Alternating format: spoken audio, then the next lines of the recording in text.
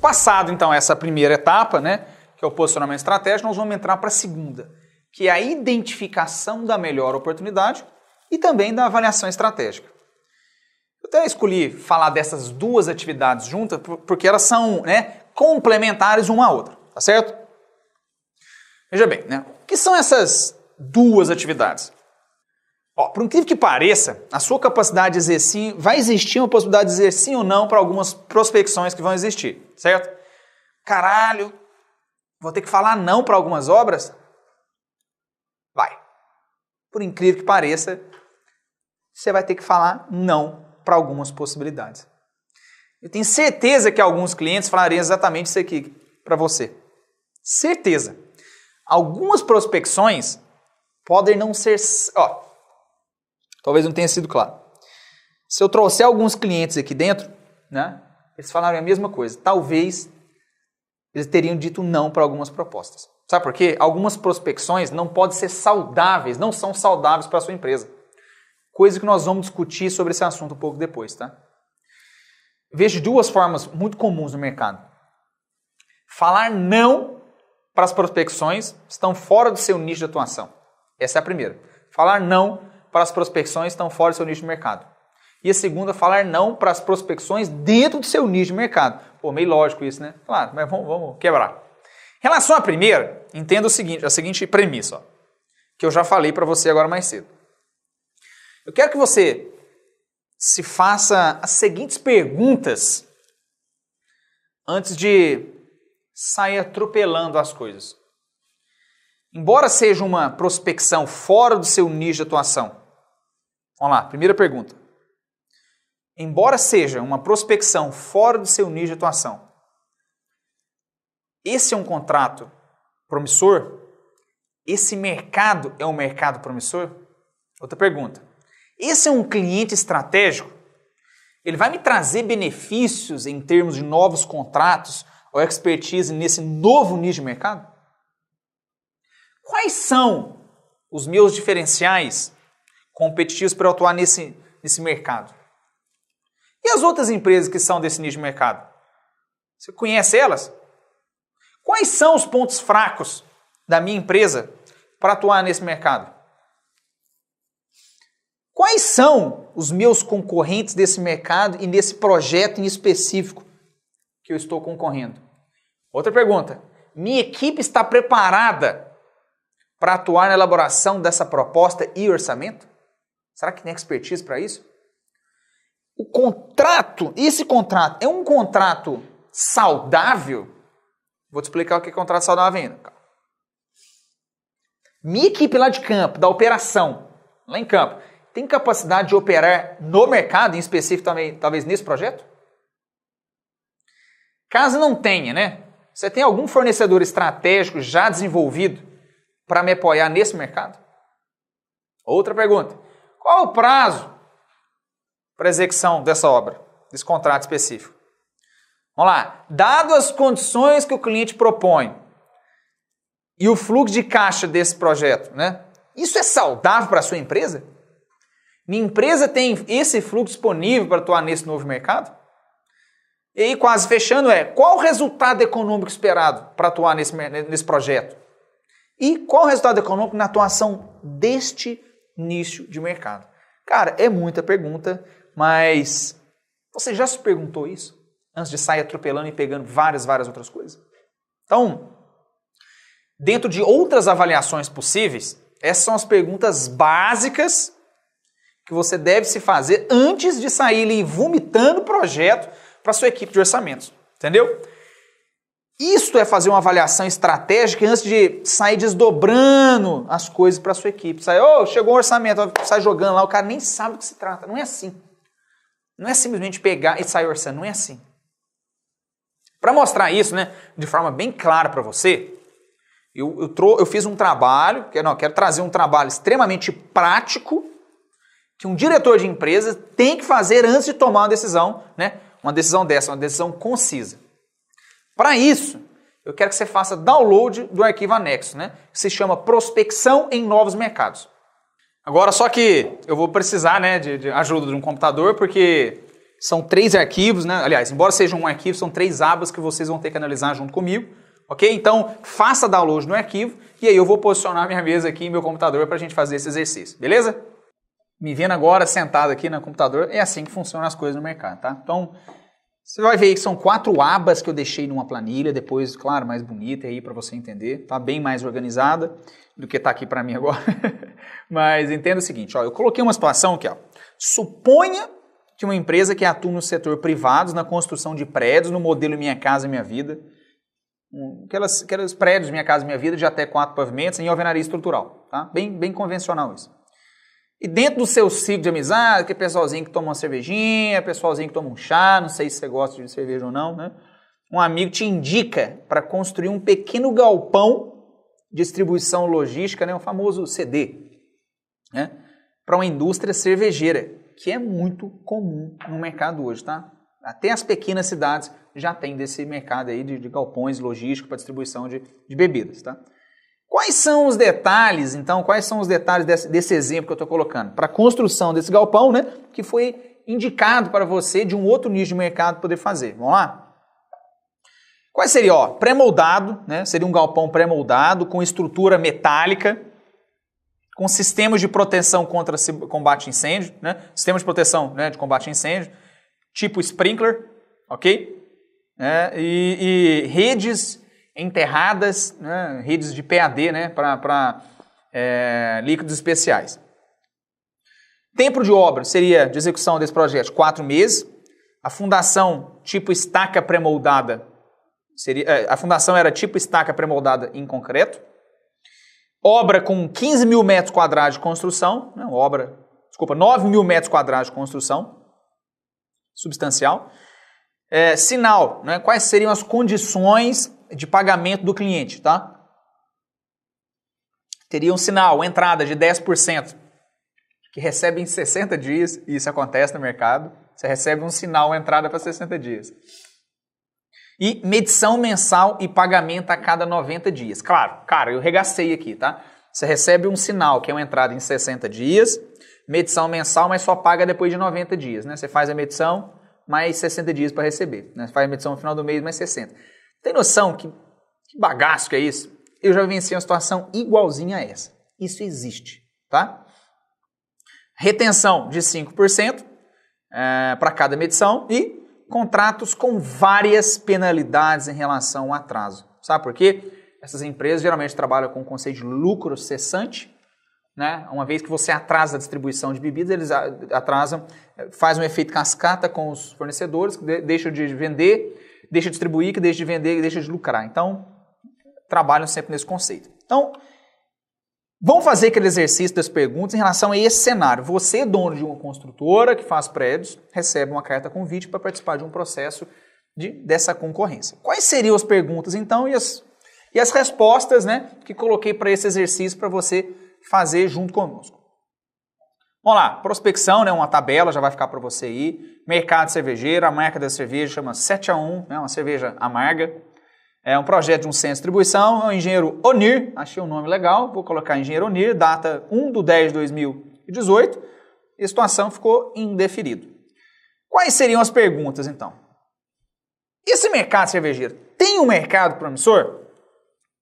Para isso, coloquei lá um item que seria uma pesquisa, né, inclusive saiu no G1, sobre cervejarias se multiplicam no Brasil. Eu fiz uma análise desse mercado cervejeiro. Ó, em 2017, o país ganhou 186 novas fábricas. De 2010 a 2017, quase triplicou, né, 2,5 vezes a mais números de cervejarias no Brasil. Putz, um excelente mercado. Em quais áreas, né, que estão distribuídas essas cervejarias no país? Rio Grande do Sul, Paraná, Goiás, Mato Grosso, São Paulo, Santa Catarina, Espírito Santo, Minas Gerais, Pernambuco. É o povo que gosta de beber, né, cervejinha artesanal, ok? Fonte aí, ó, Ministério da Agricultura, um gráfico de 2018, então bem recente, informações bem concisas e coerentes. Então a pergunta era, esse mercado é um mercado promissor? Sim, sem dúvida. É um mercado muito promissor, né? Segundo dados oficiais, o número de fábricas aí saltou de 356, né? Que era 356 de 2014, né? A 679, né? Depois do 7-1, de 356 a 679 fábricas, né, do mercado. É um mercado? Sim. Então, entendo como classe satisfatório. Muito boa avaliação, um mercado promissor. Esse cliente é um cliente estratégico, né? Ele me traria benefícios em termos de novos contratos ou expertise nesse novo nicho? Sim. É um mercado que cresce e prospera no Brasil.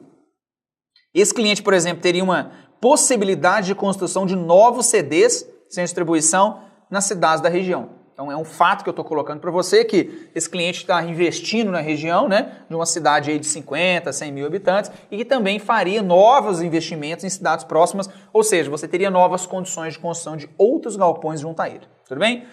Quais são os meus diferenciais competitivos para atuar nesse mercado? Quais são meus pontos fracos para esse mercado? Então, eu coloquei boas parcerias estratégicas de insumos básicos, né? Só que você nunca atuou no mercado, porque os seus serviços são diferentes daquele do core business. Nunca atuou com serviços de estruturas pré-moldadas, estrutura metálicas e redes tipo sprinkler. Então seria um ponto fraco, embora você tenha bons fornecedores de insumo básico que atendem hoje a sua empresa. Então ele é pouco satisfatório. Quem são meus concorrentes desse mercado e nesse projeto específico? Olha, então nesse caso teria grandes construtoras que já atuam nesse mercado de concorrência há muito tempo. Então essas construtoras já participaram de pelo menos 10 outros projetos com esse cliente cervejeiro. Então não é satisfatório. Tá? Então você tem vários concorrentes que já atuam no mercado, isso é delicado. Minha equipe está preparada para atuar na elaboração da proposta desse tipo de orçamento de concorrência? E aí o que foi a resposta aqui? Ó? Que é uma prática de mercado. Somente algumas pessoas da sua equipe, né, no caso da minha equipe, ela já teve experiências anteriores trabalhando em outras construtoras. Embora não há ninguém com capacidade plena em assumir a responsabilidade na elaboração de um orçamento completo disso aí. Então isso é pouco satisfatório, ou seja, a minha equipe tem baixa ou média capacidade para executar um orçamento, né, fazer uma concorrência decente desse projeto. O contrato proposto é um contrato saudável? Veja bem, o contrato é o tipo de contrato que o nosso mercado chama de contrato leonino, cara. Várias penalidades. O contrato tem foco em prazo, né? A empresa não tem experiências em contrato desse formato. Não tem profissionais para gerenciar o mesmo. Isso é muito delicado. Regra 1 do gerenciamento de contratos, né? Regra 1 de ouro, né? Do gerenciamento de contrato. Tem que tomar muito cuidado com isso. Então é não satisfatório. Minha equipe de operação lá em campo tem capacidade de operar nesse mercado? Grande parte da sua equipe já atuou nessas etapas civis em outras construtoras, né? Isso é bem comum no mercado também.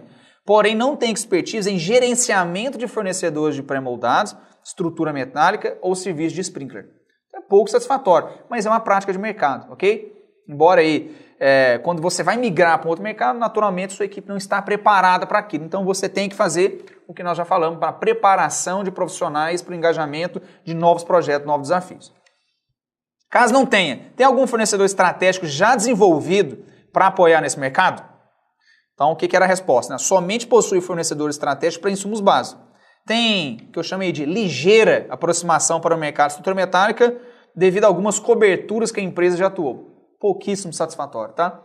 Atuação plena em estrutura pré-moldada, que também não é um bicho de 7 cabeças, é um serviço basicamente, né, feito por uma empresa terceira, mas demanda um gerenciamento, tá? Existem alguns detalhes aí que tem que ser feito, assim como a estrutura metálica. Então eu entendo como pouco satisfatório. Qual o prazo para execução dessa obra? Era um prazo de execução de 4 meses. Os contratos atuantes da construtora são de no mínimo 18, né? São prédios da Minha Casa Minha Vida. Essa empresa trabalhei com 18 meses. Cara, é muito diferente, né? Atuando aí em mais de 50, 60 projetos aí como planejador, te falo que uma empresa que está acostumada, que tem um mindset de atuar em mercados de 4 meses, de 12 meses, 18 meses, é muito diferente para quem atua com 4, com 6, com 7, 8 meses. É muito diferente, o mindset é outro, a velocidade, a pegada é outra. O nível de detalhe, o nível de detalhe tem que ser menor, as incertezas são maiores, o risco que você corre é maior. Para com uma obra de 18 meses, que você tem mais tempo para poder se organizar, ok? Então, isso pesa, Dadas as condições que o cliente propõe e o fluxo de caixa desse projeto, dadas as condições que o cliente propõe, o fluxo de caixa desse projeto é saudável? Então, para isso, você vai na quarta aba aí, né, que eu deixei para você, que é o fluxo de caixa desse empreendimento. Olha que legal que a gente fez aí, ó. Tá? Então, quais são os detalhes? Eu quero que você pegue depois com um pouco mais de profundidade para entender. O meu objetivo não é te ensinar a fazer um fluxo de caixa aqui dentro, ok? Eu vou te ensinar a fazer uma análise do fluxo de caixa. Quais são os pontos importantes aí para a elaboração desse fluxo de caixa, né?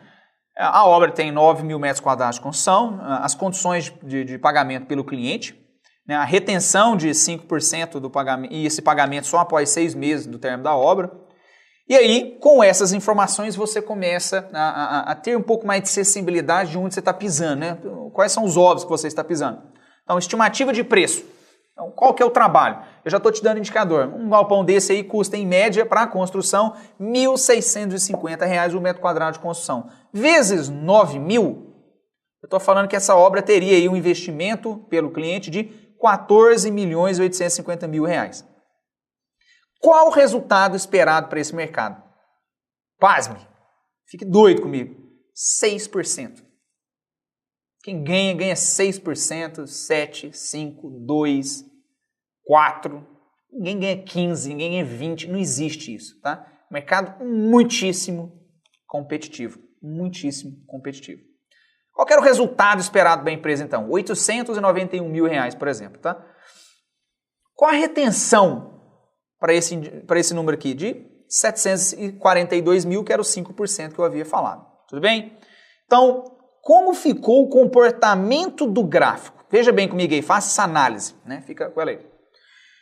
Já logo no primeiro mês, ficamos negativo, né? Já logo no primeiro mês, ficamos negativo. Eu vou até facilitar a minha visualização aqui, eu vou pedir um tempo. Ficamos negativo aí na casa de 1.400.000, né? No segundo mês também, só ali a partir no mês 0, né, estamos negativo. No segundo mês, mês 1, estamos negativo. Só no segundo mês que você começa a ter a receita do sinal, isso abate um pouquinho, melhora sua condição de recebimento, mas ainda assim fica negativo. No terceiro mês também, no quarto mês também, só no mês 5, que você começa a querer inverter, e aí sim você inverte no mês 6, onde seu fluxo de caixa fica positivo, tá? Por quê que isso acontece, né? Fazendo essa análise com você. Porque as receitas só começam a acontecer a partir do segundo mês. Embora você tenha lá o sinal, mas ele recebe com 60 dias e depois a medição da obra também você recebe com 90. Cara, é um inferno isso. Péssima condição de recebimento. O cliente trabalha com o seu dinheiro, se você perceber. Tá? Então, você passa 2 meses sem receber nada, só recebe no segundo, terceiro, quarto, quinto e sexto mês. E aí depois só recebe no último mês, não, no mês 10, que é a retenção depois da entrega da obra, tá? Então você passa um caixa negativo, né? As condições de pagamento dos seus fornecedores, uma dica, né? É fazer aquele trabalho de pagar seus fornecedores a longo prazo, mas você fica com um caixa muito descoberto, um caixa muito negativo, né? Um risco muito alto. Não vou falar sobre isso. Quais são, então, os indicadores de resultado financeiro e econômico de um projeto igual a este? Tá? A TIR, né, que é um indicador financeiro que eu já comentei, daria 4,43% e a MTIR 2,34%, né? Então 2,34% ao mês aí. Resultado bom, financeiramente é um resultado bom. VPL de R$ 678.000 e a data de payback é a partir do momento que você desembolsou, quando é que você tem o primeiro, pelo menos aí a primeira curva em que você só fique positivo. A partir do sexto mês. Sexto mês, você passa 6 meses descoberto. Qual foi, esse é o ponto mais importante, qual foi o investimento máximo nesse projeto? Quase 4,3 milhões de reais. Para você buscar um agente financeiro para fazer essa conta da TIR, qual foi aí, qual preço estava pagando no mercado? 1,5%, é baixo, tá? Geralmente é um pouco até mais aí. E a aplicação, qual foi seu reinvestimento? A partir do momento que o fluxo de caixa estava positivo, quanto que você estava ganhando no mercado financeiro? 0,9% ao mês, ok? Então, qual relação com a venda é A relação, qual o máximo de descoberta sua do preço seu total de venda, né? Do custo seu? Quase 30%. Seu fluxo de caixa é de quase 30% negativo do preço global. Tá? Então agora vamos voltar às perguntas. Agora eu te volto à pergunta, né? Dadas as condições que o cliente propõe, dentro de sua proposta aí, o fluxo de caixa é saudável? Olha a minha resposta. O fluxo de caixa para esse projeto é de aproximadamente 4,3, menos 4,3, ou seja, um desembolso, uma exposição de caixa de 4,3 milhões de reais. Durante 100% da execução, há um emprego do dinheiro próprio ou dinheiro externo. Não sei se vai ser dinheiro seu ou da empresa, tá? Se vai ser dinheiro da empresa ou do mercado externo. Somente no final do projeto, que é o retorno, a TIR é baixa, embora a MTIR seja satisfatória. O que é a MTIR? É a taxa a partir do momento em que você pega seu dinheiro e reaplica ele no mercado, tá? Então, a MTIR é satisfatória, a VPL, ok. A exposição do caixa nesse exemplo representa 65% do caixa anual da empresa. Estou te falando que 4,3 milhões de reais negativo significa para a minha empresa uma exposição de caixa de quase 65%. É muito alto. É muito alto. Minha empresa tem esse fluxo de caixa disponível para atuar nesse mercado? No momento, a empresa não tem caixa para essa obra. Deverá ser aplicado capital de terceiro com a taxa mensal de 1,5% ao mês. Foi isso que eu coloquei nas considerações lá, tá certo? Mas você deveria ir ao mercado para, com seu agente financeiro, conseguir esse recurso aí dentro, tá? Qual o resultado econômico esperado para esse projeto? O resultado econômico para esse projeto é satisfatório? O resultado econômico esperado para esse projeto. O que era a minha resposta? O resultado econômico para esse projeto é satisfatório, dado o resultado final da obra. Não é ruim ganhar 6%, tirar 890 mil reais. É ruim? Não. Ele representa quase 50% do incremento global esperado para a construtora no ano. Cara, imagina, a empresa espera faturar no final do ano quase 1,6 milhões de reais, ter lucro de 1,6 milhões. Um projeto de 6 meses está dando 50%. É de se pesar, não é não? É de se pensar, não é não? Então é muito satisfatório. Você montou uma estratégia, traçou uma meta, e um projeto de 4 meses já representa 50% do seu faturamento no ano, da sua estratégia do mercado, tá? Qual é o resultado econômico para atuar nesse mercado? O resultado desse mercado ele é baixo, ele é de 6%, um mercado completamente competitivo, tá? Altíssimo risco, então ele é pouco satisfatório. Beleza? Agora vamos voltar às conclusões.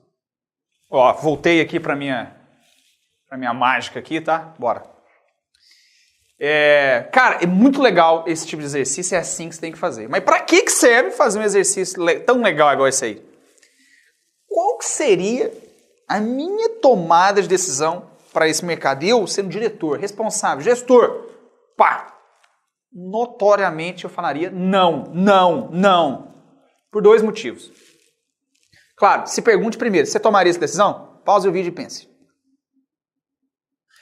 Dadas as condições, agora eu vou te falar a minha, tá? Dadas as condições que o cliente propõe e o fluxo de caixa desse projeto, isso não é saudável. Olha aquela pergunta, isso não é saudável. O fluxo de caixa para esse projeto é de aproximadamente menos 4,3 milhões de reais.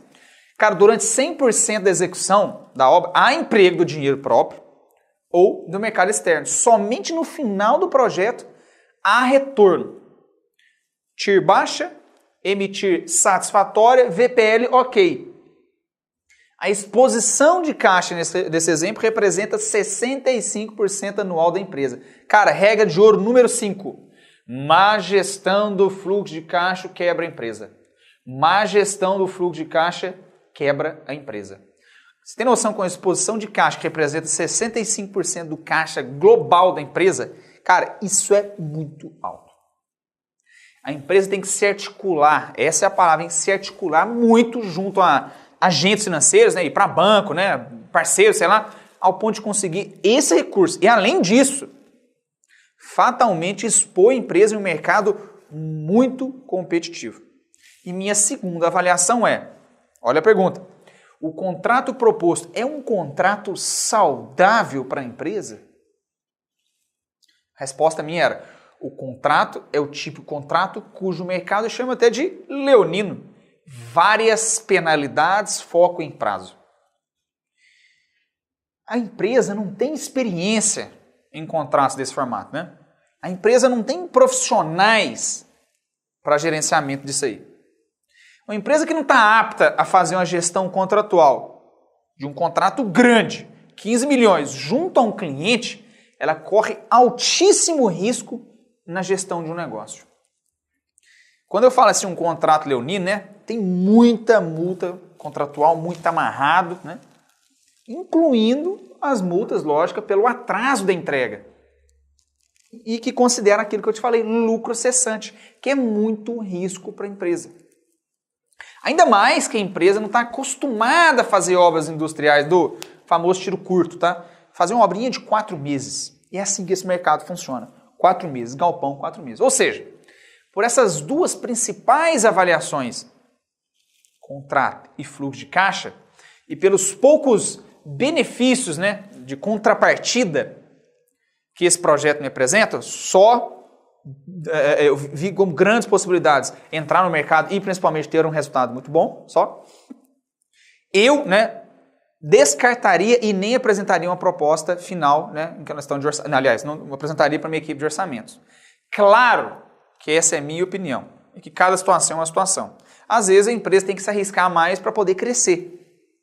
Dentro desse cenário, eu não tomaria essa decisão. É dizer não, tá? E nessa situação, seria... Vamos falar assim que, eu topei. O que você deveria fazer então? Topei, eu quero fazer. Cara, aí você tem que começar a desdobrar naquelas ações. Desafiar o projeto do cara, contatar vários fornecedores, parceiros e investidores, criar uma estrutura de RH, né, que o seu RH consiga trazer pessoas que têm experiência nesse mercado, elaborar um orçamento, ficar colado junto ao cliente, que a gente vai falar sobre isso no relacionamento, tá? Para aí sim você começar a entrar, ok?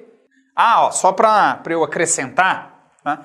Sabe essa análise que eu fiz, dessas várias perguntas, pouco satisfatório, menos satisfatório? Tá? Esse foi um exemplo só, tal, para a gente fazer um bate-bola, jogo rápido. Mas essa análise pode ser feita em uma matriz de risco, tá? Ou no Balance Scorecard. Então fica aí uma dica para você também fazer. Essas duas ferramentas aí que eu te falei, cara, facinho de você achar isso aí, né, na internet. São ferramentas excelentes, né? Traz uma avaliação para você tomar essa decisão palpável, tá? Hashtag fica a dica aí, caso você queira utilizar, tá?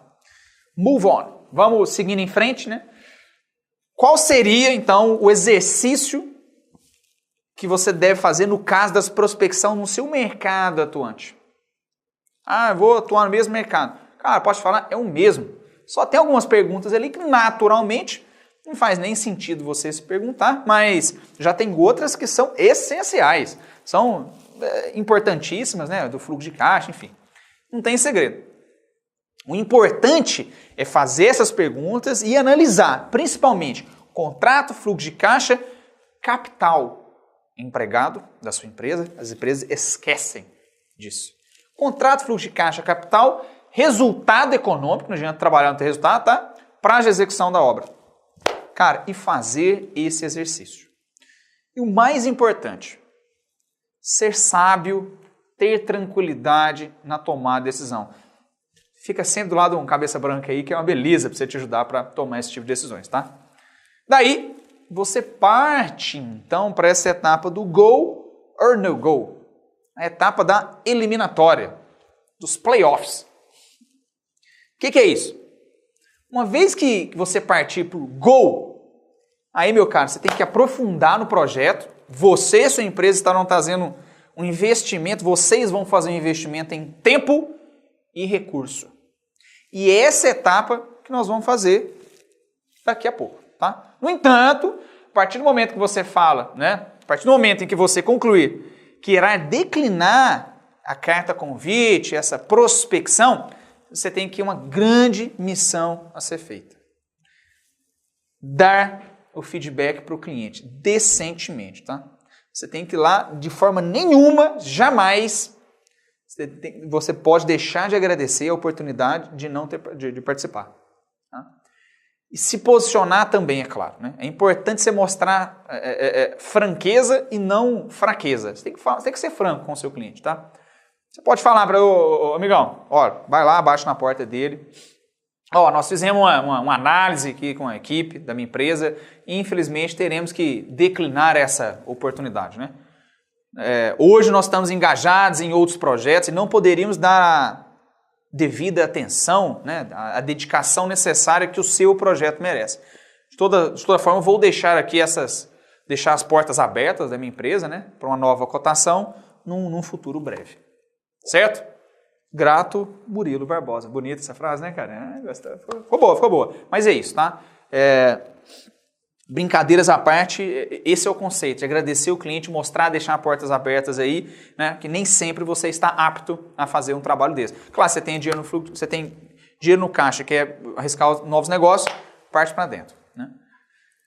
Não é difícil de falar e também não tem segredo, beleza? Contudo, né, com essa primeira etapa feita, eu estou falando que dessa avaliação, né, comercial, das 3 fizemos a primeira agora, o que eu posso te dizer é que, sem sombra de dúvida, você vai estar fazendo um orçamento mais qualificado a partir do momento que você fez esse filtro. E que, consequentemente, a sua empresa vai ter mais chance de sucesso quando você for participar. Tá? Entenda que grande parte das vezes é melhor você gastar mais tempo prospectando do que pegando vários orçamentos e participando somente só por participar, entendeu? Então isso não funciona, ok? Dedique seu tempo numa boa prospecção, faça bons leads e a partir do momento que você der o go, cara, aprofunde ao máximo. E agora vem, né, a última etapa, né? Opa, qual é que eu caio aqui? Qual é essa última etapa, né? Quer que você filtre bem as propostas que aparece na sua empresa. Está claro para você, ok? Porque a partir do momento que você filtrar e der o go, como eu já falei, você vai fazer o quê? O desafio do projeto, a engenharia. Quando eu falo engenharia, é desafiar o projeto, pode ser arquitetura, não sei, trazer soluções. E esse é um dos principais segredos para a captação de um contrato. Como eu sou bem taxativo, né, eu vou falar de novo. Se você orça por orçar, não vai adiantar, você tem que saber mais, tem que propor mais. Assim a sua empresa vai ter mais chance. Quando se trata de desafio do projeto, né, no momento da orçamentação, eu quero dizer assim que depois que você definir em participar do projeto, cabe à sua equipe seguir os passo a passo para desafiar um projeto. Coisa que nós vamos fazer agora, né? Que são reavaliar as propostas, uma delas, né?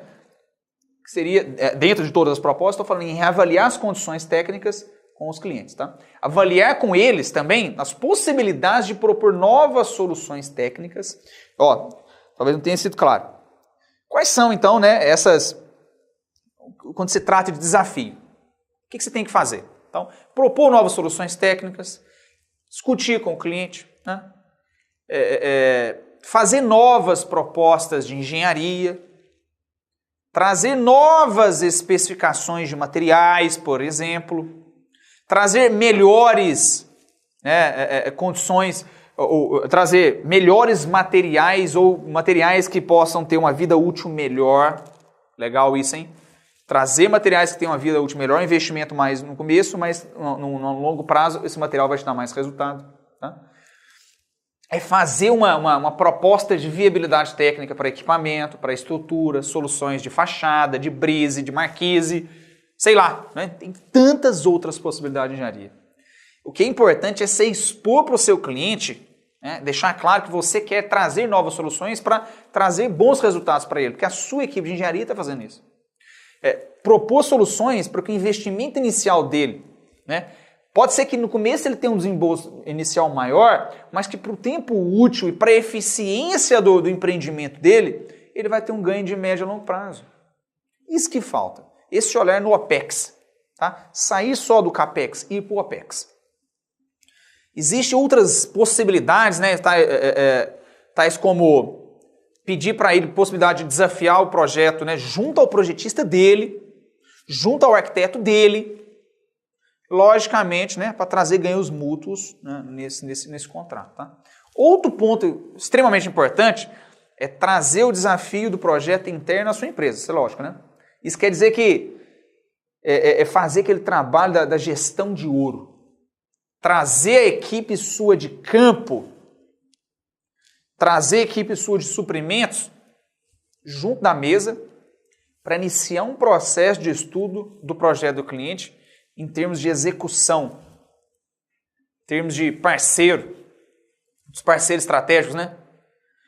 Eu estou falando de estudar os materiais, estudar os materiais, estudar os equipamentos, estudar os insumos. Sou bem repetitivo, mas é isso que falta. É isso que falta. É importante essa aproximação da sua equipe de campo junto no momento da orçamentação. Tá? Afinal, as coisas que eles fazem são eles, cara. As informações são deles também. Tá? Eu estou falando que você tem que trazer o mestre de obra, o encarregado, o engenheiro de produção. Tem que trazer, tem que fazer um exercício com esse cara, tem que estudar, desafiar o projeto. Não adianta sair atropelando o orçamento. Eu digo isso porque esses caras têm uma, né, já falei isso antes, mas eles têm uma visão de engenharia que o cliente não pensou às vezes. Ah, esse cara tem muito mestre aí, tem 20, 30 anos. Pode ter certeza que esse cara tem visão que não foi pensada. Eu falei isso lá na regra 3 do projeto, você lembra? Então esse é o ponto. O desafio, quando você coloca uma prospecção dentro de casa, um orçamento para ser feito, falta esse desafio. É o momento de transformar a expertise técnica de campo, sabe, em competitividade no orçamento. É trazer as produtividades, é trazer as soluções de campo, é trazer essas informações para dentro de um momento de orçamentação, não só depois que você ganha a obra, cara. Essa é a diferença. São exatamente essas avaliações de campo que a equipe de orçamento precisa para transformar conhecimento real, aquelas coisas que acontecem em campo, né, em informações para as tomadas de decisão. E também, né, assim, não obstante, não posso deixar de falar sobre a tacada em apresentar uma proposta, né, falar assim, desafiar o contrato junto com o cliente. Olha que legal, desafiar o contrato junto com o cliente. É importantíssimo que antes das rodadas de negociação, né, a sua equipe já tenha se planejado, trazido condições estratégicas comerciais que pode melhorar no momento da negociação. Eu quero recordar que nem sempre no mercado privado ganha quem tem melhor preço, meu amigo. Não é só menor preço que ganha no mercado privado. Na obra pública, sim, na maioria das vezes, tá? Mas no mercado privado, não. Eu quero dizer que é extremamente importante você ter uma visão comercial do contrato junto ao cliente. Por isso o relacionamento. Você tem que mostrar que se concebe algumas alterações no contrato, né, a sua empresa pode se tornar mais competitiva. Entendeu a ideia? Claro que sem sujeira, tá, cara? Sem sacanagem, sem um por trás aí, tá? Sem isso, ok? Então são várias condições contratuais, como a reavaliação do sinal, pode melhorar seu fluxo de caixa, né? Você pode melhorar as condições de recebimento, você pode diminuir a retenção, pode aumentar o prazo da obra, né? Tem que ver essas condições, dividir ali algumas entregas, trazer um parceiro estratégico para diminuir os riscos. Cara, existem várias condições dentro de cada contrato específico. O importante é estudar o contrato. Só que o mais importante que eu quero trazer aqui é sobre o conceito do desafio do projeto, do cliente, tá? E não somente nas soluções, lá prontamente ditas. Só pegar lá e sair metendo pau. Não funciona. Claro que eu coloquei aqui várias excelentes soluções, mas cada projeto é um projeto e cada um vai ter suas particularidades. Então, e também você tem que entender que desafiar o projeto é um processo, né? Não é só um processo, desculpa, ele é um conceito, tá bom? Desafiar o projeto é um conceito que tem que ser feito durante todo o processo de orçamentação. Então, depois desse conceito já difundido, né? É hora de adentrarmos ao conceito de orçamentação propriamente dito, né? Que nós vamos te passar. Eu entendo que nós já temos agora uma base bem forte, bem fortalecida, uma base técnica, né, e comercial. Para aí sim nós partimos para a segunda etapa. Etapa essa, nossa, eu vou nem repetir essa palavra mais importante, né? Para a elaboração do preço final. Eu estou falando da estratégia de custos. Você está pronto?